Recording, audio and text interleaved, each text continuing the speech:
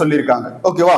அப்போ vitamin D பாருங்க, vitamin D என்னன்னு சொல்லுவாங்க அப்படின்னா சூரிய ஒளி விட்டமின் சொல்லுவாங்க. காரணம் என்ன அப்படின்னா சூரிய ஒளியினுடைய அந்த புறஊதா கதிர்ல இருந்தா என்ன பண்றோம், விட்டமின் டி நம்ம உற்பத்தி செய்யறோம். ஓகேவா? அதோடைய வேதியியல் பெயர் என்னன்னு கேட்பாங்க, கால்சிபெரால். ஓகேவா? விட்டமின் டி உடைய வேதியியல் பெயர் என்ன, கால்சிபெரால்.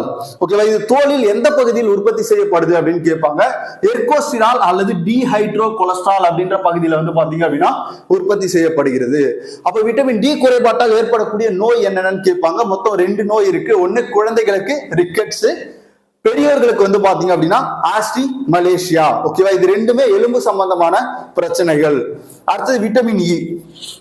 விட்டமின் இ உடைய வேதியியல் பெயர் என்ன அப்படின்னா டோகோபெரால். ஓகேவா? இங்க வந்து பாத்தீங்க அப்படின்னா கால்சிபெரால். எதுக்கு, விட்டமின் டிக்கு கால்சிபெரால், விட்டமின் இக்கு வந்து பாத்தீங்க அப்படின்னா டோகோபெரால் வேதியியல் பெயர். ஓகேவா? ஓகே. அடுத்தது பாருங்க, இது என்னன்னு சொல்லுவாங்க அப்படின்னா இனப்பெருக்க விட்டமின்